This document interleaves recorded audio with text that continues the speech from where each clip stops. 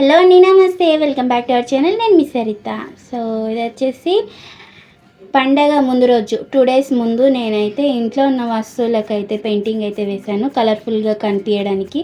So దొంతులకి మంచిగా painting అయితే వేశాను. వాటర్ పెయింట్స్ తీసుకొచ్చి నేనైతే ఇలా తయారు చేశాను అనమాట.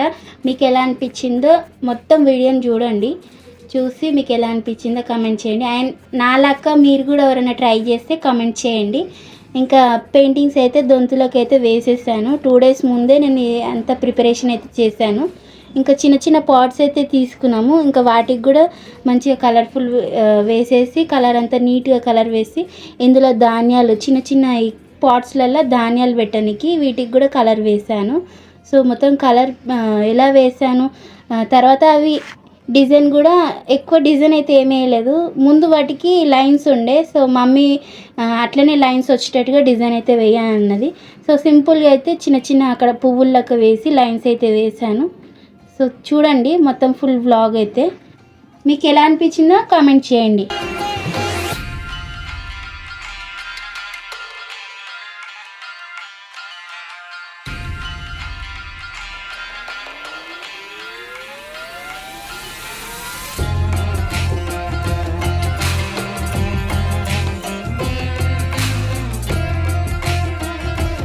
సో పండుగ రోజు సాయంత్రం 4 o'clock నుంచి నేనైతే ఇంకా ఇంటి ముందు అయితే ముగ్గు కలర్ఫుల్గా అయితే ముగ్గు వేసాను. ఇంకా రంగులతోని వేసిన తర్వాత ఇంకా ఈవినింగ్ 6 అవుతుంది అలా ఇంకా దీపాలు అయితే వెలిగించాము.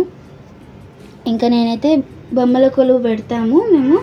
ఇంకా నేనైతే ఎలా అలంకరించుకున్నాను చూడండి. అండ్ మీకు ఎలా అనిపించింది నేను అలంకరించే విధానం. అండ్ సో మేము బొమ్మల కొలువు ఎప్పటి నుంచి పెట్టుకుంటున్నాం అనేది మా మమ్మీని అడుగుతా. సో మా మమ్మీ చెప్తుంది, సో వినండి. చెప్పు మమ్మీ. నువ్వు చిన్నగా ఉన్నప్పటి నుండే పెడుతున్నావు. ఫస్ట్ అమ్మమ్మ ఇప్పించింది. ఎన్ని ఇయర్స్ అవుతుంది ఇప్పుడు? నువ్వు ఎన్ని ఇయర్స్ అన్ని సంవత్సరాలు అవుతుంది పెట్టబట్టి. అది ఎందుకు పెడతారు బొమ్మల కొలువు? ఎందుకు పెడతారంటే పండగ లక్ష్మీ పూజలు అంటేనే బొమ్మలు అంటే దేవుళ్ళే. ఫస్ట్ ధనత్రయోదశి వస్తుంది, ధన్వంతుడి పూజ, ధన్వంతుడి పుట్టినరోజు. ఆ తర్వాత 31 చతుర్దశికి నరకాసురుణ్ణి చంపి శ్రీకృష్ణుడు వెంటాడి సంహరించింది నరకాసురుణ్ణి.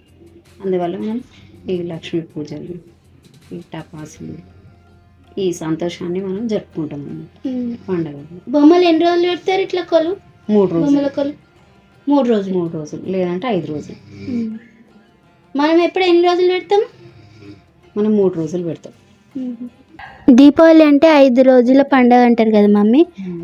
5 రోజుల్లో ఏమేమి జరుపుకుంటాం మనము? దీపావళి అంటే 5 రోజుల పండుగ ఉంటుంది.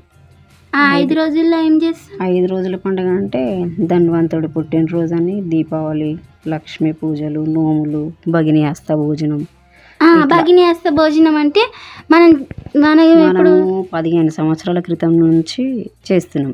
అప్పుడు మీరు చిన్నగా ఉన్నారు ఇంకొంచెం. అప్పుడు యూట్యూబ్ చేస్తున్నావు కానీ నీకు అప్పుడు ఖాళీ వంటలు వండి పెట్టడము అనేది తెలుసు.